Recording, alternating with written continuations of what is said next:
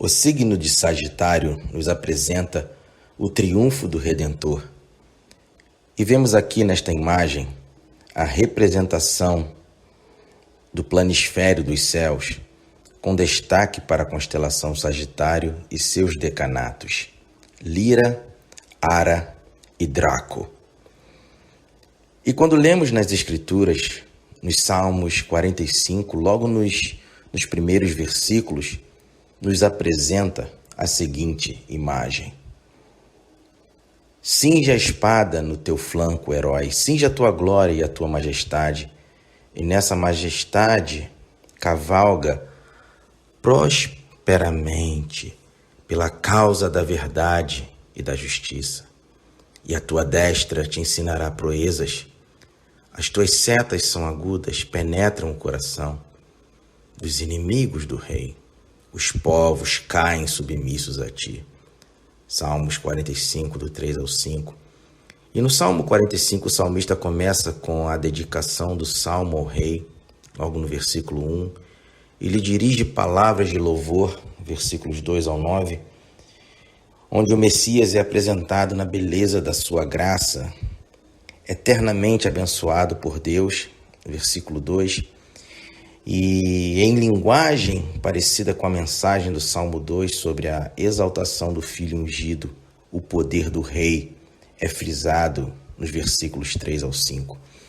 A imagem é de um poderoso herói que leva sua espada e arco e flechas quando cavalga, figura que veremos no detalhe representada no signo de Sagitário, onde ele destrói seus inimigos e os povos se submetem a ele. O nosso propósito principal apresentando esses materiais aqui é sempre convergir para Cristo, apresentando as grandezas de Deus através das coisas que foram criadas. Eu deixo sempre em evidência que esse conhecimento é muito antigo, é antediluviano. Enoque, por exemplo, foi um dos mais sábios astrônomos da antiguidade, algo conhecido posteriormente pelos antigos hebreus e pelos outros povos antigos que desempenharam muito bem a sabedoria da antiga cosmologia. E temos neste último capítulo do primeiro volume da Revelação Celeste o triunfo do Redentor na figura de um centauro empunhando um arco com uma flecha. A mensagem deste signo nos mostra claramente a tremenda vitória do Messias e a glória subsequente à sua morte e ressurreição. O quarto signo de nossa história celeste, Sagitário, ou Arqueiro, é representado por um centauro, figura que até já vimos no primeiro signo, no signo de Virgem. E devido à coerência da mensagem celeste, este centauro aponta para o mesmo personagem do centauro do primeiro signo, a saber, para a pessoa do Messias em sua dupla natureza, como Filho de Deus e Filho do homem. A diferença é que em Virgem, ele é mostrado como estando ainda em sua vida terrena, em mansidão e humildade, posicionado ao sul, no planisfério celeste, com a constelação Crux, que é o Cruzeiro do Sul, essa constelação bem próxima a ele.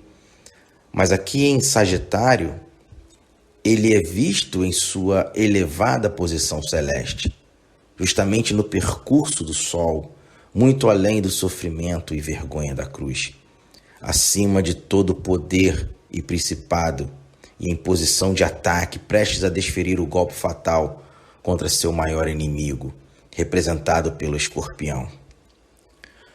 O nome de algumas estrelas são, no signo de Sagitário, a mais brilhante, por exemplo, é Causa Australis, antigo nome Naim, ou seja, o gracioso.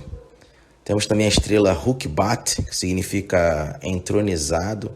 Tem a estrela Akrab, ou Urkab, significa arqueiro. Temos também a estrela Terebelon, que significa aquele que vem rápido. O apóstolo João, em sua visão do Apocalipse relata o seguinte, ele diz em Apocalipse 6, versículo 2, ele disse assim: vi então, e eis um cavaleiro branco e o seu cavaleiro com um arco. E foi-lhe dado uma coroa, e ele saiu vencendo e para vencer. Os símbolos proféticos do Antigo Testamento usavam cavalos e cavaleiros nas descrições dos inimigos de Deus, como Gog e seu exército, como está registrado em Ezequiel 38, 14 e 15. E para representar os servos enviados para fazer a vontade de Deus, como Zacarias 1, do 7 ao 11, este trecho de Zacarias ajuda muito a entender o significado dos cavaleiros citados aqui por João. A cor, o branco, normalmente representa pureza ou santidade. Aqui temos a figura de um guerreiro real e santo. Cavaleiro com um arco. O cavaleiro no cavalo branco, em Apocalipse 19, versículo 11, é o próprio Jesus Cristo, Yeshua. E naquela cena de vitória ele é seguido por servos também montados em cavalos brancos. Apocalipse 19, versículo 14. Ele abre os selos, mas ele também faz parte integral da mensagem revelada no livro de Apocalipse, assim como também é nos céus. O arco, obviamente, é uma arma de guerra, como está registrado em 1 Crônicas 5:18, 2 Crônicas 14, versículo 8, 2 Crônicas 17:17, Jó 20:24, Salmos 78, versículo 9. E em referências especialmente relevantes ao nosso estudo aqui, o arco ele é uma arma de guerra na mão de Deus. Como diz Salmos 7, versículo 12, Salmos 21, versículo 12 também. O próprio profeta Isaías, ele profetizou de um Redentor enviado pelo Eterno, que transformaria as nações em palha. Isaías 41, versículo 2.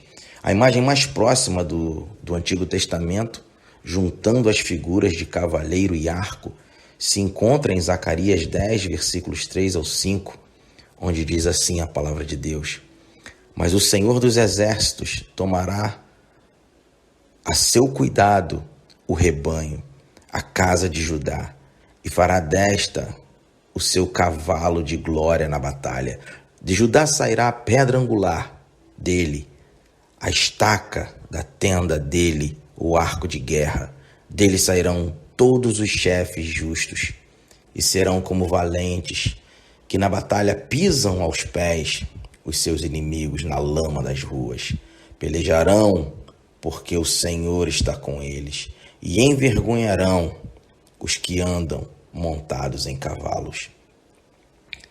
O texto em Apocalipse diz que foi-lhe dada uma coroa. Jesus ele recebe uma coroa, e já encontramos esta palavra, a própria palavra grega, Stephanos, e até em outros trechos que prometeram a recompensa aos vencedores, como registrado em Apocalipse 2, versículo 10, Apocalipse 3, versículo 11. É a mesma palavra que identifica as coroas dos 24 anciãos. Apocalipse 4, versículo 4 e versículo 10. Diz também que ele saiu vencendo para vencer. Estas palavras confirmam o sentido do cavaleiro armado e coroado. Ele se apresenta como vencedor, executando, obviamente, a vontade de Deus. Qualquer coisa que vem na abertura dos próximos selos deve ser entendida como algum aspecto da vitória divina sobre os seus inimigos. Pode trazer sofrimento até para os fiéis, mas é boa notícia da vitória divina. Esta é, sem dúvida alguma, uma linda e majestosa figura de nosso Senhor, o grande Redentor, em sua segunda vinda, investido de poder e autoridade para destruir todos os seus inimigos.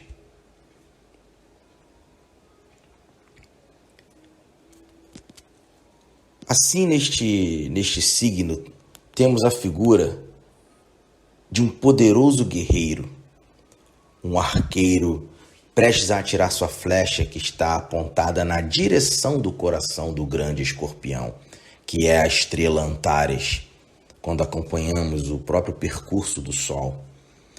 E novamente aqui temos uma forte conexão entre os dois signos sequenciais, Sagitário e Escorpião, comprovando mais uma vez o estreito vínculo entre os signos e a coerência e perfeita sequência da história celeste.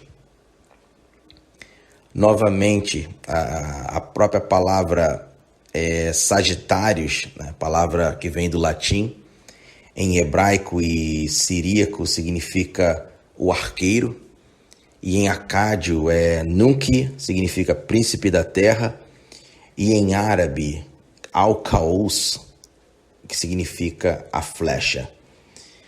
A constelação Sagitário nos fala de Cristo, Filho de Deus e Filho do Homem, nosso Messias e herói, em sua segunda vinda, como o gracioso arqueiro divino, o príncipe da terra, cavalgando pela causa da verdade e da justiça, lançando, atirando suas flechas de julgamento no coração dos inimigos de Deus, os destruindo completamente. Como está registrado em Salmo 64, versículo 7, onde diz assim: Mas Deus atira contra eles uma flecha. De repente ficarão feridos. Assim serão levados a tropeçar. A própria língua se voltará contra eles. Todos os que os veem balançam a cabeça. Todas as pessoas temerão e anunciarão as obras de Deus e entenderão o que ele faz. O justo se alegra no Senhor e nele confia. E se gloriam todos os retos de coração. No antigo zodíaco de Dendera, ele é chamado de Pi Maere, isto é, o gracioso que vem, belo em seu aparecimento ou aquele que vem. Na mitologia grega, esta constelação era chamada Quiron, se referindo ao principal e mais destacado dos centauros, que era nobre em caráter, justo em seus feitos, divino em seu poder, com excepcional inteligência e dignidade, assim como o herói descrito em Salmos 45. Os 3 decanatos associados ao signo de Sagitário nos falam dos resultados de sua vitória triunfal. Nesta constelação temos a nebulosa de Pistola, em cujo centro se encontra a própria estrela da Pistola, a estrela mais luminosa conhecida. A pseudociência afirma que essa estrela ela tem cerca de 100 vezes a massa do Sol e é aproximadamente 10 milhões de vezes mais luminosa, emitindo tanta energia enquanto o Sol emite em um ano. Eles chegam ao ápice do absurdo, imagina, em dizer que se essa estrela fosse colocada na posição do Sol, preencheria a órbita da Terra. Mas independente das falsidades e equívocos da falsa ciência, o brilho dessa estrela está visível, e isso aponta para a glória incomparável daquele que era Filho de Deus e por breve período tomou a forma humana para morrer por todos nós. Mas ressuscitou e retornou aos céus, sendo exaltado sobre tudo e sobre todos. Estas palavras que ouvimos aqui logo no texto inicial, nessa análise sobre o signo Sagitário, são de um dos mais brilhantes dos salmos, em cuja escrita o coração do rei Davi ferveu com palavras formosas. Está escrito a base em Salmos 45 para o chefe dos músicos, pelos filhos de Corá, uma canção de amores, um instrumento lírio, o artista mestre, todo o corpo de cantores. Todo o corpo de cantores foram requisitados para sua execução. Como uma ode sublime, como um poema lírico composto de estrofes de versos com medida igual, com padrões sempre de tom alegre e entusiástico, deveria ser proferida com a habilidade mais sublime, porque se relaciona com o mais belo dos heróis, no mais adorável de seus aspectos, ofícios e relações com seu povo. Este herói, já entendemos, não é outro senão o próprio Messias, o Messias prometido, o Senhor Jesus Cristo, em sua majestade real e glória subsequente à sua ressurreição, e como será revelado no futuro. Quando Cristo esteve na terra, ele foi desprezado e rejeitado pelos homens, mas aqui nessa imagem ele é celebrado como formoso acima dos filhos dos homens, dotado de toda graça e investido de toda autoridade e poder. Quando Cristo esteve na terra, ele foi manso e não revidava, mas aqui nessa imagem ele é contemplado e tratado como um guerreiro montado, cavalgando como um rei, armado com arco e flechas, abatendo seus inimigos. O seu caráter aqui é o do Todo-Poderoso, do poderoso se revestindo de honra e majestade e avançando para a vitória. Vimos também que João, em suas visões do futuro, ele viu um cavalo branco e aquele que estava montado nele tinha um arco. E ele saiu vencendo para vencer. É o mesmo herói divino, no mesmo caráter, ofícios e trabalho em ambos os casos. Ele tem uma coroa, um trono e uma causa. A causa da justiça contra a injustiça, usurpação e tirania. Ele reforça e vence com majestade invencível. Seus sofrimentos anteriores agora se transformam em perfumes aromáticos sobre ele. Dos palácios de marfim, ele se alegra com o som da harpa. E em glória e triunfo, ele cavalga para a vitória, saudado pelas filhas dos reis e adorado pela rainha à sua direita, adornada com o ouro de Ofir. A imagem é particularmente magnífica. Não podemos contemplá-lo sem compartilhar o entusiasmo com que o inspirado salmista o esboçou.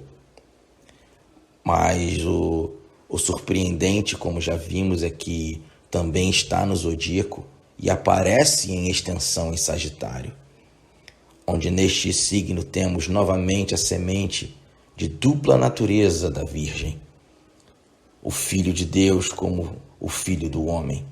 A figura, como vemos, é de um poderoso guerreiro com arco e flechas, cavalgando próspero. Em todas as línguas, ele é nomeado como em nossos gráficos e desenhos, o arqueiro, aquele que lança a flecha.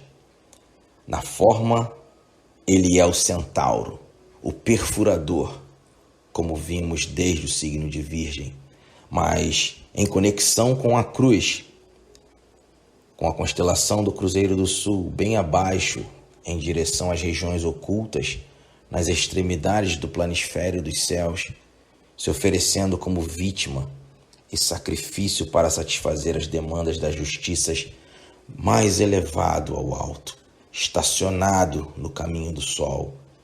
Ele mesmo, o sol da justiça, nascendo em sua majestade.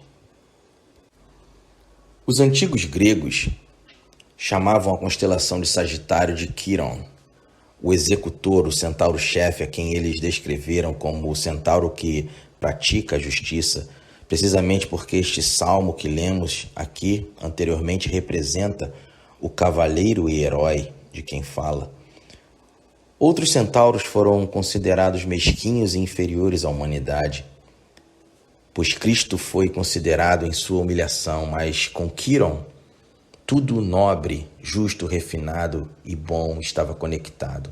Até mesmo uma inteligência sobre-humana, dignidade e poder. Os artistas, ao retratá-lo, trabalharam para combinar a maior beneficência e bondade com a maior força e majestade, e essa é a descrição do divino herói deste salmo. De acordo com os mitos, Quiron foi o grande professor da humanidade na sabedoria celestial, na medicina, na música e todas as artes nobres e educadas. E de bem, os mais exaltados heróis e os mais honrados dos homens receberam suas aulas. E assim é dito a respeito deste rei sublime que toda a graça foi derramada em seus lábios e que ele é aquele especialmente abençoado por Deus, cujo nome toda geração se lembrará e a quem o povo louvará para todo sempre. As flechas farpadas deste arqueiro são direcionadas ao coração do escorpião.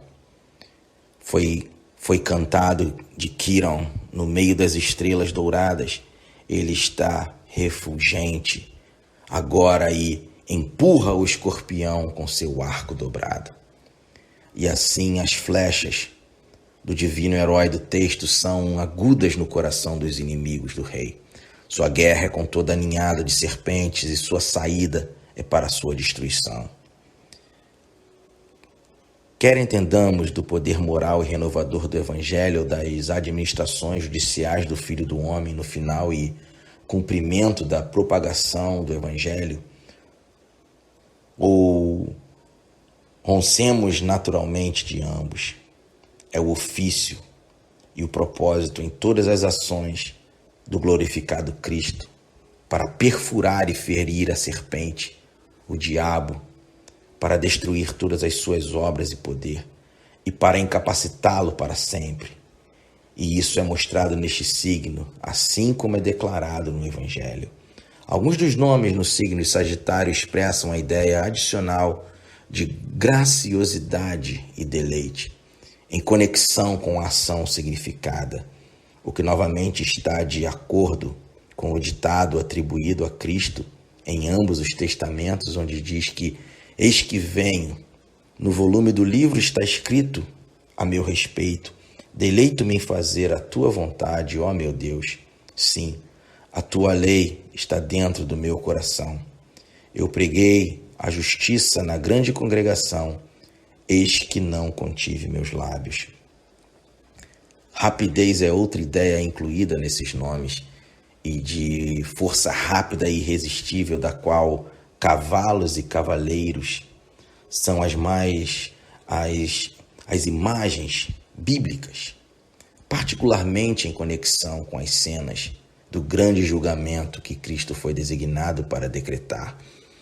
E a volta de Cristo é descrita em todos os lugares como sendo com grande poder e glória, rápida, repentinamente, como o clarão de um relâmpago. Sua própria palavra é: eis que cedo venho e minha recompensa está comigo. A palavra também diz que o grande dia do Senhor se apressa muito, pois quando eles disserem paz, paz, então repentina destruição virá sobre eles. O centauro Quiron às vezes é representado ocupando o trono de Apolo, e assim a palavra para este juiz real e guerreiro invencível é: teu trono, ó Deus, é para todo o sempre. O cetro de teu reino é um cetro reto, é um cetro de justiça. Nos livros sagrados indianos existe um 10º avatar predito quando Vishnu, o segundo na tríade divina, virá como um homem em um cavalo branco, derrubando seus inimigos e erradicando todo o mal da terra. E assim, de acordo com o último livro do Novo Testamento, quando o Rei dos Reis e Senhor dos Senhores sai para a batalha naquele grande dia para subjugar a besta e o falso profeta e todos os seus exércitos, ele vem na forma de um homem montado em um cavalo branco, julgando e fazendo guerra com justiça, o mesmo que vemos em Sagitário. Assim, tudo que é ilustrativo deste signo serve para identificá-lo como uma profecia pictória de nosso bendito Senhor, respondendo em todos os aspectos às representações dadas nas Escrituras, representando visualmente ou por imagens, por extensão, numa escrita de sinais, os símbolos convencionados para codificar e decodificar e formar a escrita. E por mais grotesco e até não evangélico que pareça, é uma exibição sobre as estrelas das mesmas coisas, com o mesmo significado, sobre as mesmas imagens que encontramos escritas a respeito do Redentor glorificado, em quem todas as nossas esperanças estão centradas. Ele é o sublime Senhor e Rei da salvação, com as duas naturezas em uma pessoa, outrora humilhado até a morte de cruz, mas agora exaltado à glória no céu.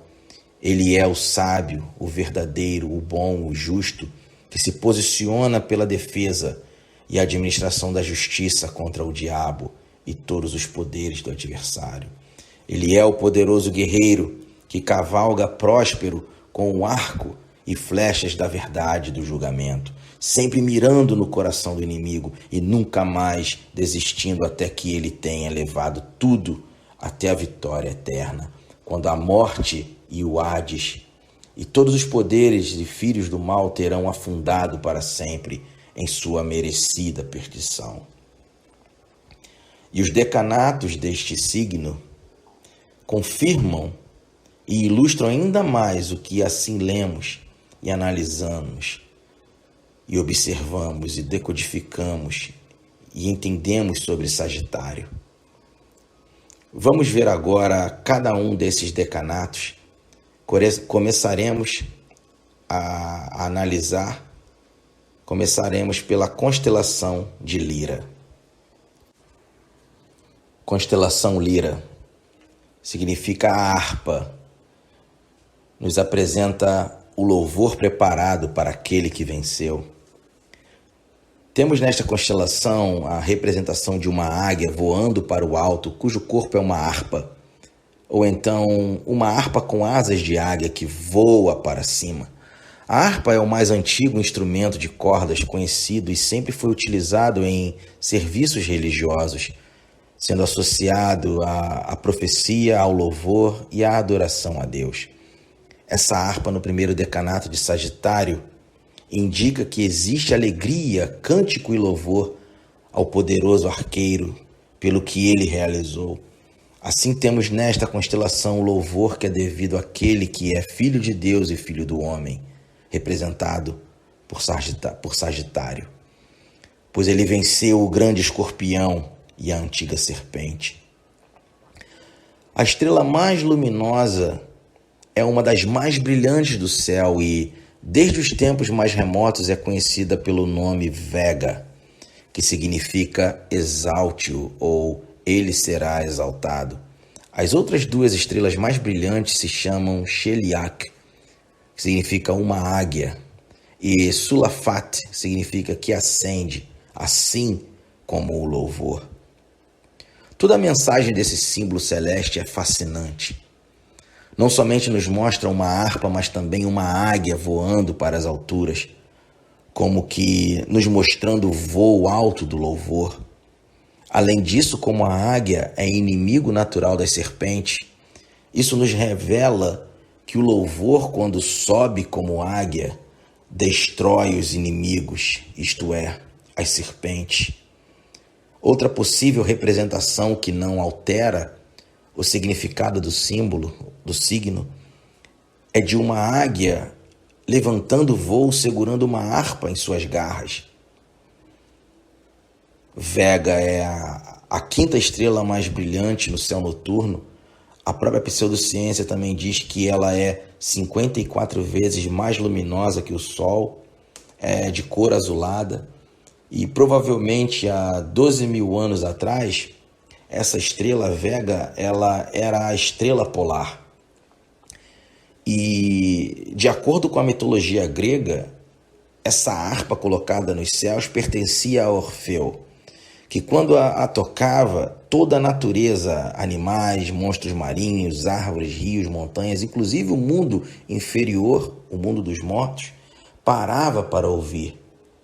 Eis aí um pálido retrato do louvor que toda a criação dará ao Cordeiro de Deus. como diz Apocalipse 5, versículo 13, onde está escrito que, assim, então ouvi que toda criatura que há no céu e sobre a terra, debaixo da terra e sobre o mar, e tudo que neles há, estava dizendo àquele que está sentado no trono e ao Cordeiro, seja o louvor e a honra e a glória e o domínio pelos séculos dos séculos. Depois de ver a glória do Cordeiro, João ele viu os anciãos louvando, depois os milhões no céu. Agora ele abre mais ainda a cena e ele percebe que toda a criação, do alto céu até o fundo do mar, está participando do louvor dirigido ao Pai e ao Cordeiro. As mesmas palavras de adoração aplicam igualmente aos dois. E todo o contexto do capítulo 5 de Apocalipse nos apresenta o Senhor sentado no seu trono, que é digno de louvor. Mas quem é digno de abrir o livro que revela os planos dele? Não existe homem nem anjo que possa chegar à presença de Deus para receber o livro. Esta descoberta triste encontra sua solução em Jesus, o leão de Judá e Cordeiro de Deus. Ele também é digno de adoração por tudo aquilo que ele fez, por tudo aquilo que o Pai concedeu a ele, toda autoridade nos céus e na terra. Interessante quando observamos e comparamos este texto, ele é parecido com Daniel 7, do 9 ao 14. Depois, se você puder, leia com calma esse texto. Novamente, sobre esta parte do sonho de Daniel, antes de comparar com o próprio contexto de Apocalipse 5, é importante, se você puder ler e fazer essa comparação. As cenas apresentadas neste contexto, no livro de Apocalipse, nos mostra a realidade eterna da soberania e dignidade do Pai e do Filho. As vozes dos servos de Deus na terra se juntam às vozes dos servos no céu, na adoração constante que continuará para toda a eternidade. O nosso Criador merece esta honra, o nosso Redentor também. Vemos expressamente as representações nas Escrituras da figura da harpa nos céus.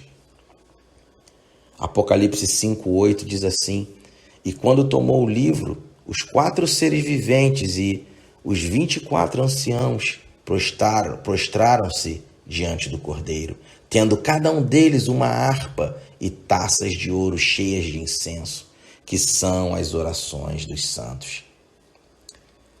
Finalizando aqui essa parte sobre a constelação de Lira, a harpa, que significa o louvor preparado para aquele que venceu, é a mesma ideia, a vitória triunfante sobre o inimigo. Disto, então, muitos dos atlas modernos representam a figura desta constelação por uma águia segurando a harpa, ou uma harpa colocada sobre uma águia, expressando a canção triunfante saindo da própria águia, isto é, do conquistador e destruidor da serpente. É incrível que, quando analisamos esses detalhes, a mesma mensagem que lemos nos céus, também lemos nas Escrituras Sagradas aqui na terra. Estão totalmente conectadas e em harmonia. E quaisquer que sejam as variações da figura, a mesma ideia é mantida, mostrando a verdadeira intenção na marcação desta constelação e a tenacidade com que o pensamento original se agarrou a ela, em todas as épocas e em todas as nações. É o sinal da serpente derrotada, do inimigo destruído, o triunfante cumprimento da mais sublime das esperanças e das sagradas promessas apresentadas nas Escrituras, seja nos céus, seja na terra. Constelação Ara, o altar, que significa o altar com fogo consumidor para os inimigos. Esta constelação é representada por um altar virado de cabeça para baixo, queimando com fogo, no extremo sul do planisfério celeste, na extremidade mais baixa e longínqua dos céus. Os antigos pensavam que o Tártaro estava localizado nesta parte do firmamento. Portanto, esse altar ele parece estar preparado para os inimigos de Deus. Os gregos chamavam esta constelação de Ara, uma palavra usada para indicar uma pequena elevação de madeira, pedra ou terra feita com o objetivo de oferecer sacrifícios, ou seja, um altar no qual se ateará fogo. Este nome também está vinculado às palavras hebraicas Mara e Aram, as quais significam maldição e destruição. Assim, Ara carrega o seguinte significado: fogo consumidor preparado para os inimigos dele, ou seja, para os inimigos do grande arqueiro, o Messias. Os antigos árabes a chamavam de Al-Mugamra, que significa completando ou terminando, tendo o sentido de colocar um fim naquilo que havia sido abatido.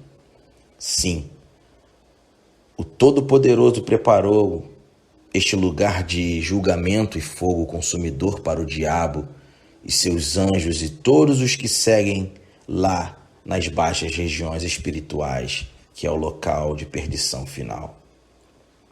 O simbolismo espiritual desta constelação é a de completa vitória sobre o adversário, ao ponto de lançá-los nas trevas, em seu lugar de punição, queimando e sendo destruído eternamente. Isso combina perfeitamente com a descrição do grande julgamento que ocorrerá na segunda vinda de nosso Senhor. Jesus disse sobre essa cena no juízo final: quando vier o Filho do Homem na sua majestade, todos os anjos com ele, então se assentará no trono da sua glória. Então o rei dirá também aos que estiverem à sua esquerda: apartai-vos de mim, malditos, para o fogo eterno, preparado para o diabo e seus anjos.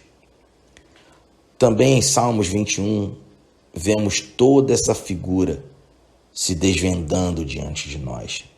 Salmos 21, versículos 8 e 9 diz assim: a tua mão alcançará todos os teus inimigos, a tua destra apanhará os que te odeiam. Tu os tornarás como em fornalha ardente. Quanto te manifestares, o Senhor na sua indignação os consumirá, o fogo os devorará. Deus traz a ira contra os inimigos, frustrando seus planos e deixando-os sem herdeiros.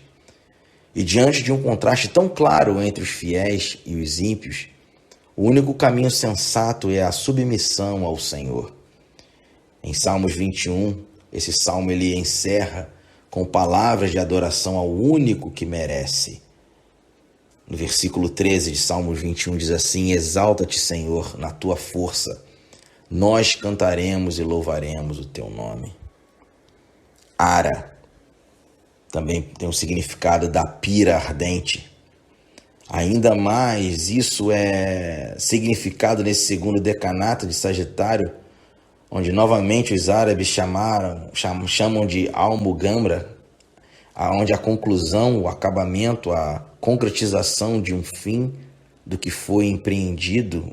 O próprio hebraico usa os elementos da mesma palavra, onde é dito: o Senhor aperfeiçoará o que me concerne, o que me toca. Salmos 138, versículo 8.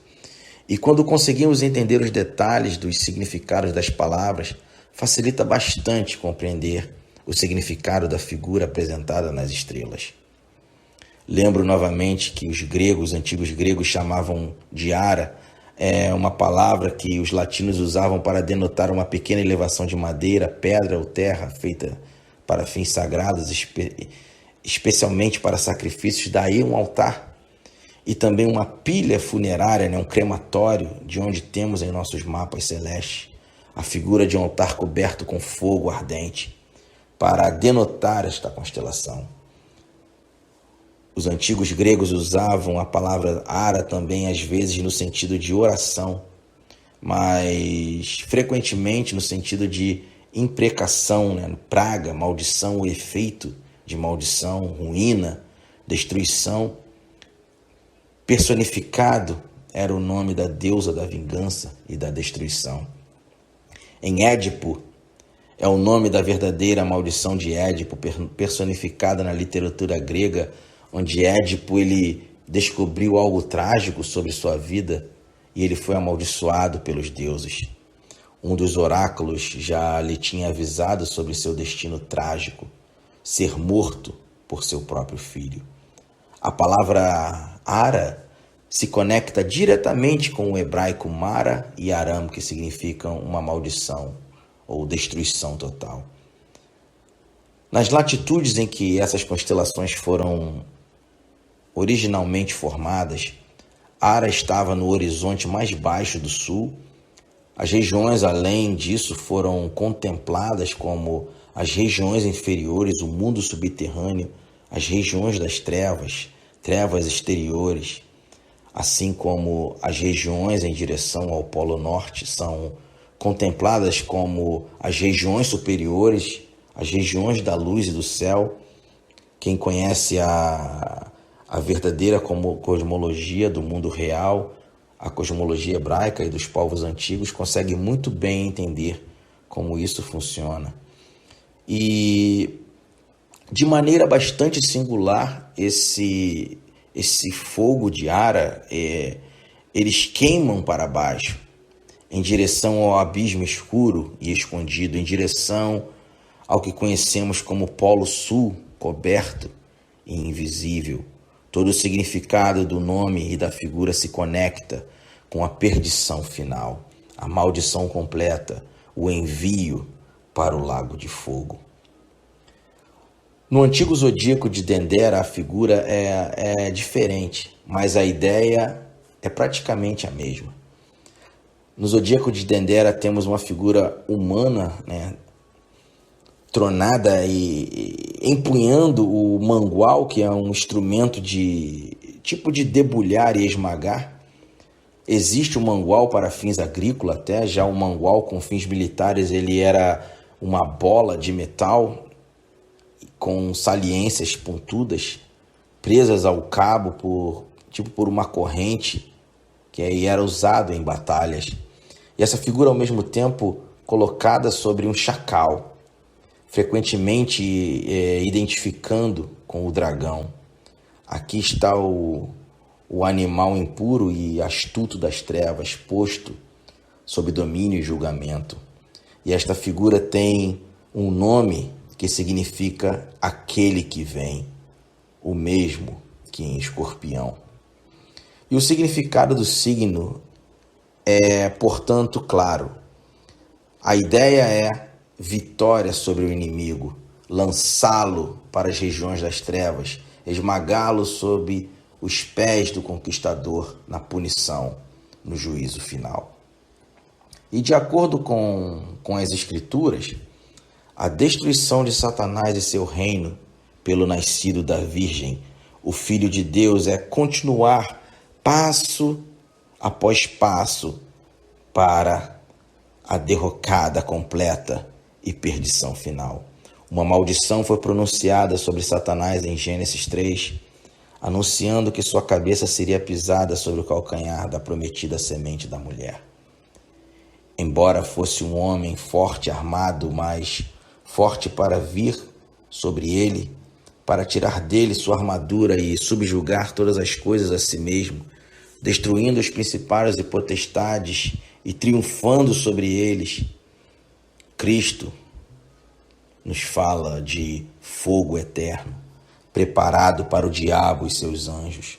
João, em sua visão do que em breve aconteceria, ouviu os céus ressoando com a música: agora é chegada a salvação, e força e o reino do nosso Deus, e o poder de seu Cristo, para o acusador de nossos irmãos. O grande dragão, aquela velha serpente, é lançado. Ele também viu um mensageiro do céu agarrando-se a ele, prendendo-o e lançando-o no abismo, de onde ele foi finalmente lançado no lago de fogo e enxofre, onde será atormentado dia e noite para todo sempre. Tal é a maldição sobre o grande inimigo e sua derrota conforme estabelecido nas Sagradas Escrituras. Descobrimos que assim escrito no livro, na Bíblia, é idêntico ao que é retratado nos céus em conexão com Sagitário. Para alguns a ideia pode parecer rebuscada e tão diferente do pensamento comum que chega a ser quase absurda. Mas olhe e pesquise por você mesmo. Olhe e compare os fatos com o são. E se você tiver outra opinião ou conclusão possível, por favor, compartilhe conosco. Se tiver outra conclusão, isso é muito importante. O que poderia ser mais completo do que a correspondência dos dois registros nos céus e na terra, totalmente em harmonia? A terceira constelação pertencente ao signo do arqueiro, Sagitário, também é muito significativa e determina ainda mais o significado a ser expresso. E para que não exista dúvida de quem será lançado nesse altar que arde com fogo, temos o próximo decanato. Constelação Draco, o dragão, a antiga serpente lançada para fora do céu. Aqui temos uma constelação representada pela figura de um dragão com corpo de cobra ou de uma cobra com cabeça de dragão. Estes dois símbolos e manifestações sempre estiveram associados às forças do mal. A serpente astuta e rastejante, suavemente se infiltrando para dar o seu bote fatal, e o dragão terrível opressor, lançando-se sobre a presa com garras e dentes, fúria e fogo. A serpente e o dragão são um e o mesmo inimigo, apenas com características distintas. Ou seja, se Satanás não consegue alcançar seu objetivo com a astúcia e o engano de uma serpente, então ele parte para o ataque com a fúria e a violência de um dragão. Por isso não é sem razão que a Bíblia se refere ao diabo como sendo o grande dragão, a antiga serpente, como está em Apocalipse 12, versículo 9, Apocalipse 20, versículo 2. Foi expulso o grande dragão, sim, foi atirado para a terra e com ele os seus inimigos. Tentou se exaltar, desafiou as forças do céu, mas o dragão perdeu e foi lançado fora. Os seus anjos também perderam e foram expulsos. Qualquer sofrimento que eles infligem aos homens na terra será na capacidade de perdedores, limitados pelo poder superior dos servos de Deus. A antiga serpente, desde a primeira vez que Satanás aparece na Bíblia, ele é descrito como uma serpente, destacando a sua sagacidade, que é uma qualidade ou virtude de sagaz, aptidão para compreender ou aprender por simples indícios, agudeza de espírito, argúcia, manha, malícia, algo que diz respeito à característica de um ser vivente e não de uma cobra, de um animal ofídio. É o mesmo ser que tentou e seduziu Eva, sabemos já desta história, e continua lutando contra e seduzindo os homens no sentido de enganar e lançar seu veneno desde o princípio. A palavra diabo vem do grego diabolos, significa acusador, difamador, caluniador. A palavra bem descreve o caráter e o procedimento do dragão. A palavra Satanás, este nome quer dizer adversário. O dragão é o inimigo que procura derrotar e destruir os homens e se opõe a Deus e a todas as coisas boas e santas. O sedutor de todo mundo, Satanás, ele seduz as pessoas ao erro e usa principalmente a palavra de Deus de forma deturpada e adulterada para enganar as pessoas. Desde a primeira vez que ele aparece na Bíblia, em Gênesis capítulo 3, tem enganado os homens para os induzir ao pecado. Como diz 1 Timóteo 2, versículo 14, diz que Adão não foi enganado, mas a mulher, sendo enganada, caiu em transgressão. Satanás procura seduzir todas as pessoas. O mundo aqui se refere ao mundo habitado, às pessoas do mundo. Foi atirado para a terra e com ele os seus anjos devido à vitória de Jesus na morte e ressurreição. O diabo não tem o mesmo poder de antes. Quando chegou em Jerusalém na semana da Páscoa para ser crucificado, Jesus disse: chegou o momento de ser julgado este mundo, e agora o seu príncipe será expulso. João 12, versículo 31. E o príncipe deste mundo já está julgado. João 16, versículo 11. Frustrados pelas derrotas já sofridas, Satanás e seus anjos tentarão derrotar os habitantes da terra. E este trecho esclarece o significado de outras passagens que falam sobre a vitória de Jesus sobre o diabo. Na sua morte e ressurreição, Jesus venceu a Satanás. O autor de Hebreus diz de Jesus assim, Hebreus 2, versículos 14 e 15, onde diz que para que por sua morte destruísse aquele que tem o poder da morte, a saber, o diabo, e livrasse todos que, pelo pavor da morte, estavam sujeitos à escravidão por toda a vida. Jesus triunfou dos principados e potestades na cruz. Colossenses 2,15 diz sobre a vitória de Jesus que ele, despojando os principados e potestades, os expôs publicamente e deles triunfou em si mesmo. 1 João 3,8 diz assim que para isto se manifestou o Filho de Deus, para destruir as obras do diabo. Jesus já venceu, o diabo já perdeu. Ele não tem mais o mesmo poder de antes.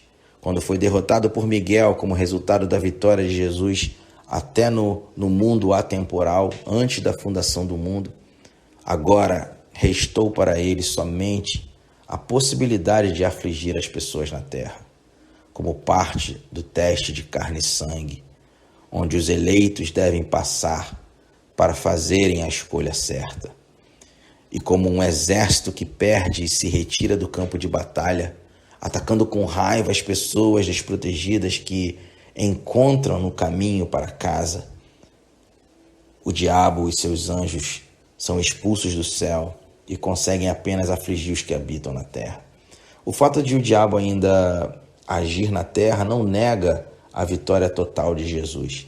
Satanás foi derrotado e jamais terá a vitória. E se estudarmos a história, veremos que todas as culturas compartilham esses mesmos conceitos. Logo, este símbolo, a serpente mais o dragão, comunica com clareza a perfeição e perfeição todos os poderes do mal em suas mais diversas manifestações. Esse dragão serpente está com sua cabeça sendo pisada pelo poderoso Hércules, analisando essa figura, o qual, como já vimos, representa o nosso grande e supremo herói, a constelação de Hércules, representa o próprio Messias, o Messias vencedor. Essa é a razão da constelação Draco estar representada de forma tão enroscada, pois essa é a exata reação de uma cobra quando tem a sua cabeça sendo pisada. Assim, a última constelação Draco do último capítulo, no signo Sagitário, deste primeiro volume do Zodíaco, que compõe ali Virgem, Libra, Escorpião e Sagitário, ele termina justamente com a cena de Satanás tendo sua cabeça esmagada pelo Salvador, novamente nos remetendo à profecia de Gênesis 3, versículo 15. A profecia, feita pelo profeta Isaías, fazendo menção ao dia em que o Senhor sairá de sua morada para destruir o maligno, diz o seguinte, Isaías 27, versículo 1, naquele dia o Senhor castigará com a sua dura espada, grande e forte, o dragão, serpente veloz, e o dragão, serpente sinuosa, e matará o monstro que está no mar. Também na visão do apóstolo João em Apocalipse temos narrada a derrota final do adversário de Deus. O diabo, o sedutor deles, foi lançado para dentro do lago de fogo e enxofre, onde já se encontra não só a besta, como também o falso profeta. e serão atormentados de dia e de noite pelos séculos dos séculos. Apocalipse 20, versículo 10. O diabo, o sedutor deles, foi lançado para dentro do lago de fogo e enxofre. Os versículos 7 a 9 mostram a possibilidade do diabo se levantar contra os fiéis de outras épocas, mesmo depois da vitória dada aos santos, que sofriam pela mão da besta romana. Mas mesmo este poder tem limites. O próprio diabo chegará ao fim quando será lançado dentro do lago de fogo, onde já se encontram não só a besta, como também o falso profeta. As duas bestas já foram lançadas no lago de fogo, relatados em Apocalipse 19, versículo 20, e serão atormentados de dia e de noite pelos séculos dos séculos. O lago de fogo não lhes traz aniquilação, e sim tormento perpétuo, depois aniquilação. No capítulo 21 de Apocalipse, descobrimos que as pessoas que não obedecem ao Senhor também serão lançadas neste lago. O castigo descrito aqui é de tormento perpétuo. Mesmo reconhecendo a linguagem simbólica e também literal nas camadas e dos contextos, trechos como este nos ajudam a resistir o engano das doutrinas que ensinam que a morte espiritual seja apenas a destruição total ou a aniquilação dos ímpios. A morte envolve uma separação. A morte é física e é a separação do espírito e do corpo. Como diz Eclesiastes 12, versículo 7, Tiago 2, 26, e a morte espiritual é a separação do homem e Deus. Isaías 59, versículos 1 e 2, Efésios 2, versículos 5 e 12. Esta morte pode ser temporária, Efésios 2, versículos 4, 6 e 13, ou pode se tornar eterna, 2 Tessalonicenses 1, 8 e 9. Na própria linguagem de Jesus, o castigo dos condenados é de duração igual à vida dos salvos. Ele fala sobre castigo eterno e vida eterna, Mateus 25, versículo 46. E nos eventos em escala micro, João ele escreveu para consolar os santos perseguidos pelo governo romano e as forças que o apoiavam. Ele mostrou os poderes maus atrás desta perseguição, apresentando o dragão, as bestas e a meretriz. Mas depois das revelações, das pragas e das batalhas, os santos continuam reinando com Cristo. Quando os inimigos sofrem no lago de fogo e enxofre, Deus é justo e seus servos fiéis são vencedores. E quando comparamos as palavras das Escrituras com as figuras nos céus, quem pode questionar que temos uma mesma história sendo contada? Em ambas nós vemos a mesma descrição do mal, o mesmo conflito e triunfo do Messias, e o mesmo julgamento e punição eterna para o adversário.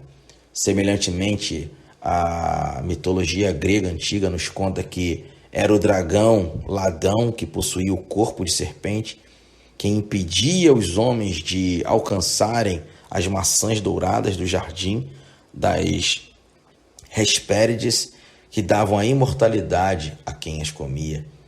É este o próprio diabo, a antiga serpente, o dragão, que impede os homens de se alimentarem da árvore da vida. A mitologia também nos diz que esse dragão foi morto por Hércules. E é Hércules, o Hércules astronômico, a constelação Hércules, que é a figura do Redentor, quem tem o pé justamente colocado em cima da cabeça do dragão. Em grego, a palavra Draco significa pisoteado.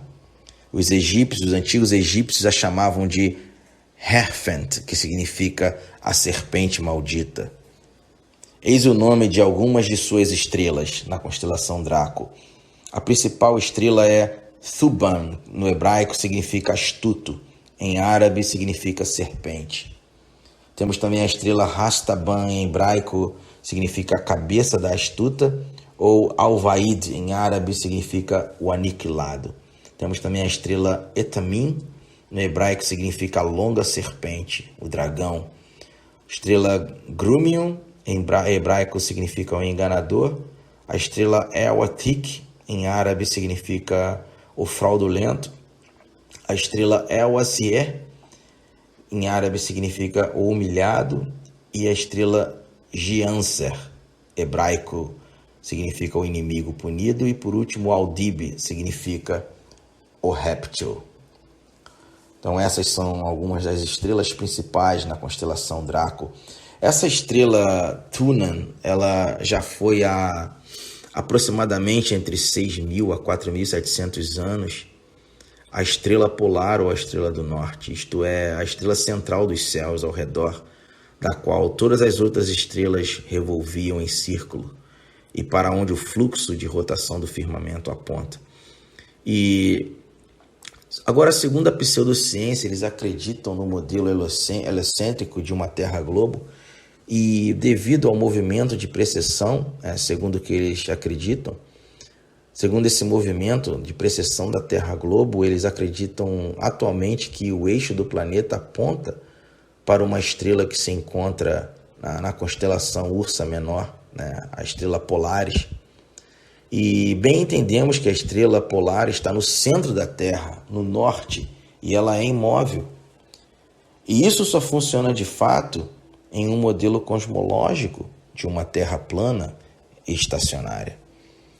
Agora, espiritualmente falando, isso é muito significativo, porque nos mostra que, bem no princípio, após o pecado entrar no mundo, o inimigo ele ocupava uma posição preeminente de destaque no céu. Mas depois de ser derrotado pelo Messias, ele é retirado deste lugar de destaque. E isso responde singularmente à designação bíblica de Satanás como Deus e príncipe deste mundo, deste sistema. E até hoje, esta estrela polar ainda é observada como uma estrela muito importante para os navegadores e a direção do comércio nos mares, assim como o poder do dragão, ainda prevalece amplamente, dominando e governando o sistema aqui neste plano biológico. Resumo do signo de Sagitário. Sagitário, o triunfo do Redentor. Temos a constelação Lira, que significa o louvor preparado para aquele que venceu. Temos também a constelação Ara, que significa o altar com fogo consumidor para os inimigos. E por último, a constelação Draco, que significa a antiga serpente lançada para fora do céu. No signo de Sagitário, em seus decanatos, vemos o resultado final do triunfo do Redentor. Jesus, Filho de Deus e Filho do homem, como arqueiro e príncipe da terra, atirando sua flecha no coração do grande escorpião. Os resultados dessa tremenda vitória são o louvor subindo como águia para aquele que venceu, representado pela constelação Lira, o grande dragão sendo esmagado debaixo dos pés de Hércules, representado pela constelação Draco, e lançado para fora dos céus no seu lugar de castigo eterno, representado pela constelação Ara. E com este quarto signo, Sagitário, terminamos o primeiro volume da Revelação Celeste, que inclui os signos de Virgem, Libra, Escorpião e Sagitário, que nos fala da pessoa do Messias em sua primeira vinda. E esse primeiro volume da história celeste começa com seu nascimento de uma virgem, justamente pela constelação de Virgem, e termina com o inimigo tendo sua cabeça esmagada, representado pela constelação Draco, pela semente da mulher, o Senhor Jesus Cristo, o nosso Hércules espiritual.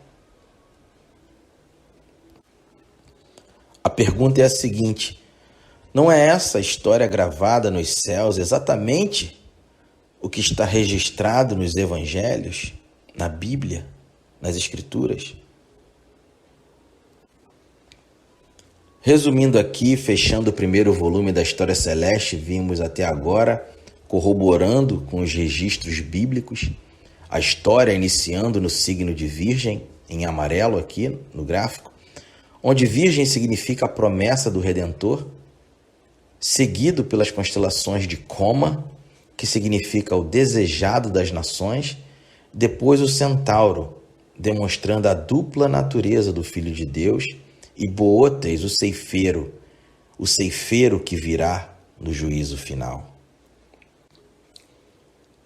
Depois temos o signo de Libra, a balança, aqui no gráfico, com a cor verde, em destaque, que significa o preço da redenção. Depois vem as constelações de Lupus, que é a vítima oferecida como sacrifício pelos pecados. Depois temos a constelação de Crux, que é o Cruzeiro do Sul, onde mostra a mensagem da cruz, a imagem do instrumento da redenção, e finaliza com a constelação de Corona Borealis, que significa a recompensa reservada para o Redentor. É muito importante relembrar que, quando vocês ouvirem os termos borealis ou australis relacionados a corpos celestes, significa que borealis significa ao norte. Lembra da aurora boreal? Fenômeno que acontece ao norte no modelo real de uma terra plana estacionária. Agora também a palavra australis ou austral significa ao sul, ou seja, na extremidade sul, em direção às bordas de gelo no modelo cosmológico de terra plana e estacionária. Depois temos o signo de Escorpião, aqui destacado em vermelho, que significa o conflito do Redentor. Depois as constelações de Serpente, que mostra a serpente que tenta alcançar a coroa, que é a recompensa do Salvador. Depois temos a constelação de Serpentário, ou Ofiuco, que é aquele que segura e neutraliza a serpente. E finaliza com a constelação de Hércules, que é o poderoso guerreiro, onde sabemos que o verdadeiro guerreiro poderoso é o Messias, Jesus Cristo, Yeshua. Finalizamos o primeiro volume da História Celeste com o signo que vimos hoje, o arqueiro, Sagitário, que significa o grande triunfo do Redentor, e seus decanatos, Lira, que significa o louvor preparado para aquele que venceu.